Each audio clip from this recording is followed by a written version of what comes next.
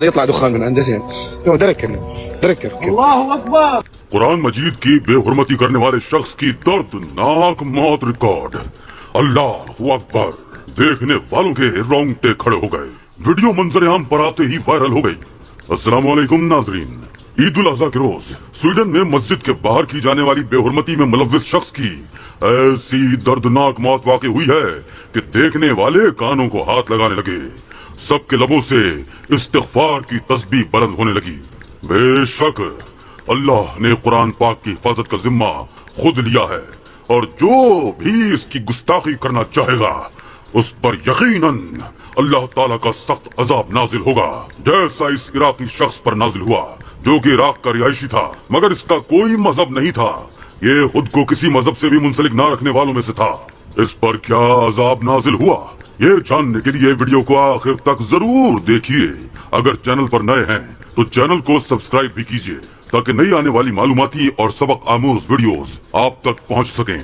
जी तो नाज़रीन, कुरान करीम आसमानी किताबों में सबसे बुलंद और मुमताज इस सबब से भी है कि अल्लाह ताला ने इसे किसी तहरीफ और तब्दीली से महफूज रखने का खुद जिम्मा लिया है। अगर अल्लाह ताला ने कुरान की हिफाजत का जिम्मा ना लिया होता तो इसमें भी तहरीफ और तब्दीली का वही हाल होता जो साबिका आसमानी किताबों का हुआ, क्योंकि साबिका आसमानी किताबों की हिफाजत की जिम्मेदारी अल्लाह ने उन्हीं लोगों को सौंपी थी जिनकी तरफ अल्लाह ने वो किताबें उतारी थी। मगर आज जब दीन इस्लाम तेजी से फैल रहा है तो ये बात गैर मुस्लिमों को खटक रही है। वो ऐसे मौके तलाश करने में लगे हैं जिनसे वो इस्लाम को बदनाम कर सकें।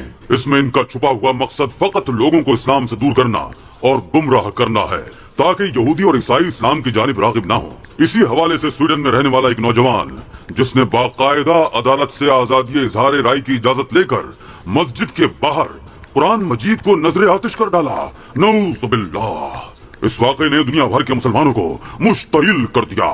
सभी अपने अपने मुल्कों और इलाकों में बतौर एहतिजाज गलियों और सड़कों पर निकल आए, जबकि इस शख्स को अपने किए पर जर्रा बराबर भी शर्मिंदगी महसूस नहीं हो रही थी। इसकी जानिब से कुरान शरीफ की बेहुरमती की वीडियोस सोशल मीडिया पर गर्दिश कर रही हैं, जिनमें साफ देखा जा सकता है कि वो किस कदर गुस्ताखाना अंदाज में कुरान मजीद के साथ पेश आता रहा। मगर दोस्तों, अल्लाह की लाठी बेआवाज है। ये हुकूमत और कानून दो एक उसूल के पाबंद होते हैं, मगर खुदा अपनी किताब की हिफाजत का जिम्मा खुद ले चुका है। वो शख्स जिसका अभी तक कोई कुछ भी ना बिगाड़ सका था, उस पर अल्लाह का ऐसा अज़ाब नाजिल हुआ कि देखने वालों की चीखें निकल गईं। जी हाँ दोस्तों, वो गैर मजहब शख्स जिसने कुरान मजीद की बेहुरमती की थी, उसकी तबीयत चंद रोज बाद अचानक ही खराब होने लगी। उसे सांस लेने में दुश्वारी महसूस हुई तो बाकायदा प्रोटोकॉल के साथ उसे अस्पताल पहुंचाया गया, जहां पर उसके मुख्तलिफ टेस्ट किए गए तो कोई बीमारी सामने न आई। इसकी मजीद हालत बिगड़ती चली जा रही थी। इसका वजूद जगह जगह से फटने लगा था। खून की धार यूं निकल रही थी जैसे किसी ने गहरा जख्म लगाया हो। वो शख्स दर्द से चीख चिल्ला रहा था, मगर डॉक्टर भी हाथ पर हाथ धरे बैठे फकत उसका ये अंजाम ही देख रहे थे, क्योंकि कोई भी बीमारी की तशखीस नहीं कर पा रहा था। धीरे धीरे इसकी आंखों से भी खून उबल कर बाहर आने लगा। इसकी आंखें बिल्कुल सुर्ख हो गईं और जिस्म के कई हिस्सों से खून जारी हो गया। वो दर्द से इस कदर चीखता चिल्लाता कि पूरा अस्पताल सर पर उठा लेता, मगर उस पर तो खुदा का अजाब नाजिल हो रहा था। कई लोग इसके करीब गए और उसे कहा कि तुम अपने किए की माफी मांग लो, खुदा तुम्हें माफ कर देगा। तुमने जो गुस्ताखी की है वो इंतहाई संगीन है, ये इसी का अजाब तुम पर नाजिल हो रहा है। मगर इसने किसी की बात भी ना मानी। देखते ही देखते इसके वजूद में लगे जख्मों से अजीब सयाल मादा बहने लगा, जिसकी इस कदर गंदी बदबू थी कि डॉक्टर इसके करीब जाने से भी कराहत महसूस कर रहे थे। ये खबर जैसे ही न्यूज चैनल्स पर चली तो लोगों के दिल में इसके लिए नफरत मजीद बढ़ती चली गई। वो उसे लान तान करने लगे। बेशक जो भी ऐसी गुस्ताखी करेगा उसका यही अंजाम होगा। वो बदबख्त शख्स अभी तक यूं ही अस्पताल में जेर इलाज है, मगर इसकी हालत मजीद तशवीशनाक बताई जा रही है। वो पल पल मौत के लिए तड़प रहा है। इसने तो डॉक्टर से ये भी कह दिया है कि मुझे एक ही दफा जहर का इंजेक्शन लगाकर मार दिया जाए, मैं ये पल पल मिलने वाली मौत बर्दाश्त नहीं कर पा रहा। मगर डॉक्टर अपनी पूरी कोशिश करके उसे बचाने में लगे हुए हैं। खुदा ऐसे गुस्ताखों को नीज तो नाबूद कर दे, आमीन। दोस्तों, कुरान करीम को इस अजीम खूबी के जरिए दूसरी आसमानी किताबों से बुलंद और मुमताज करने की हिकमत यह है कि यह आसमानी किताबों में से आखिरी किताब है और आसमानी किताबों के सिलसिले को खत्म करने वाली है। لہٰذا اللہ تعالیٰ نے اس کی حفاظت کے لیے ایسے اسباب تیار اور مہیا فرمائے ہیں جو اس کے علاوہ کسی بھی اور کتاب کے لیے میسر نہیں تھے۔ ان اسباب میں سے رسول اللہ صلی اللہ علیہ وآلہ وسلم کے پہلے خلیفہ حضرت ابو بکر صدیق کا قرآن کو لکھا ہوا جمع کرنا تھا۔ ان اسباب میں سے ایک سبب یہ بھی تھا کہ رسول اللہ صلی اللہ علیہ وآلہ وسلم کے تیسرے خلیفہ حضرت عثمان ذو النورین رضی اللہ تعالیٰ عنہ نے تمام صحابہ کرام کی رضامندی سے قرآن کو ایک کتاب کی صورت میں ثابت شدہ قرأتوں کے مطابق جمع فرمایا، پھر اس کے نسخے لکھوا کر تمام ملکوں میں روانہ فرمائے۔ ان اسباب میں سے سب سے بڑا اور معجزاتی سبب قرآن مجید کو زبانی یاد کرنا ہے۔ اللہ رب العزت کا ارشاد ہے، ہم نے ہی قرآن کو نازل کیا اور ہم ہی اس کی حفاظت کریں گے۔ سورہ حجر۔ یہ پہلی وہ آسمانی کتاب ہے جس کی حفاظت کا ذمہ اللہ نے خود لیا، گویا اس کی حفاظت کے لیے یہ وعدہ الہی ہے اور قرآن کا اعلان ہے، ان اللہ لا یخلف المیعاد۔ سورہ آل عمران۔ اللہ کبھی بھی وعدہ خلافی نہیں کرتا، بس اللہ نے اپنا یہ وعدہ سچ کر دکھایا اور کتاب اللہ کی حفاظت کا حیرت انگیز انتظام کیا، اس طور پر کہ اس کے الفاظ بھی محفوظ، اس کے معنی بھی محفوظ، اس کا رسم الخط بھی محفوظ، اس کی عملی صورت بھی محفوظ، اس کی زبان بھی محفوظ، اس کا ماحول بھی محفوظ، جس عظیم ہستی پر اس کا نزول ہوا اس کی سیرت بھی محفوظ اور اس کے اولین مخاطبین کی زندگیاں بھی محفوظ۔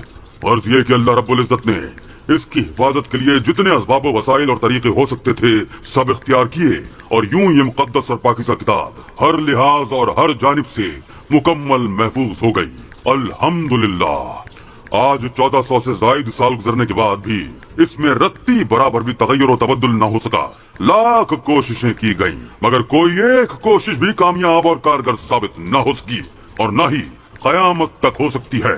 پاکستان سمیت عراق، ایران، سعودی عرب اور مشرق وسطی کے دیگر ممالک نے سویڈن میں قرآن شریف کی بے حرمتی کی مذمت کرتے ہوئے خبردار کیا ہے کہ اس طرح کا عمل دنیا بھر کے مسلمانوں کے جذبات کو ٹھیس پہنچاتا ہے۔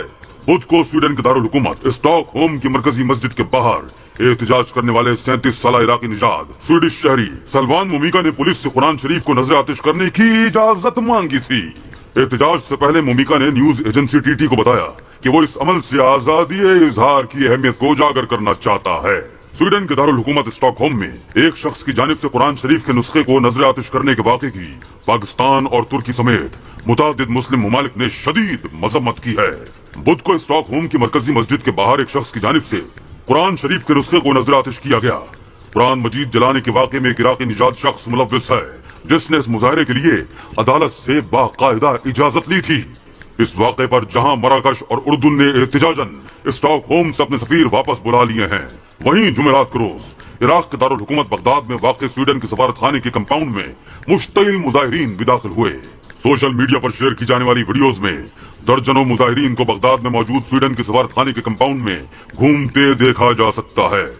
گائے وقوع پر موجود خبر رساں ایجنسی AFP کے ایک فوٹوگرافر نے بتایا کہ ہجوم کچھ دیر کے لیے سفارت خانے کی عمارت میں داخل ہوا، تاہم مقامی سیکورٹی فورسز کی تعیناتی پر مشتعل ہجوم وہاں سے منتشر ہو گیا، جبکہ سویڈش حکام کی جانب سے اس نوعیت کے احتجاج کی اجازت دیے جانے پر ترکی نے سویڈن کی فوجی اتحاد نیٹو میں شمولیت کی دوبارہ مخالفت کی ہے۔ نیٹو رکنیت کے حصول کے لیے سویڈن کو ترکی کی حمایت درکار ہے۔